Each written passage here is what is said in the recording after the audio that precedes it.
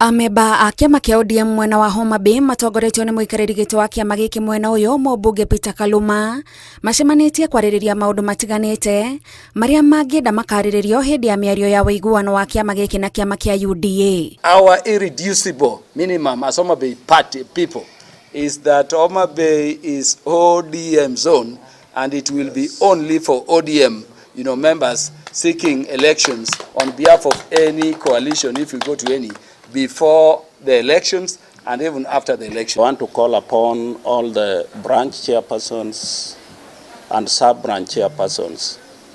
We've agreed in this meeting that you are going to hold meetings in your branches or sub-branches and make sure that you mobilize our people to register as voters. Kwihanda guku gwa kiama kia ODM ni gukoretwo gugitumura ndogamano gatagati kao na UDA kuona ona UDA irenda gukarugamia andu ituro-ini kundu gutiganite bururi-ini. Hatutaki hiyo maneno ya zoning. Kuanzia leo nataka kusema hivi.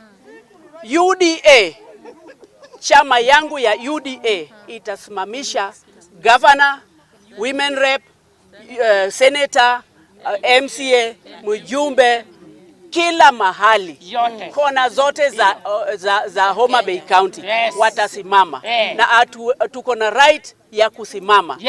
Hatuungi mkono kwa sababu it is democratic right kwa kila mtu, every Kenyan anapigia mwenye anataka kura.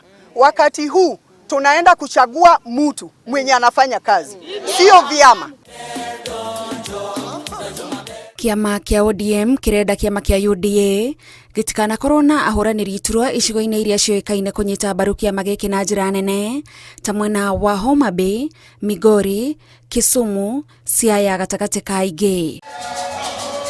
Uyu ni umwe wa maundu maria mahota guthingithia thabari ya gwetha wiguano kwa unyitaniri wa kiuteti gatagati ka ODM na UDA. Ngiribotra Inooro TV, njitagwo Gathoni Wanjihia.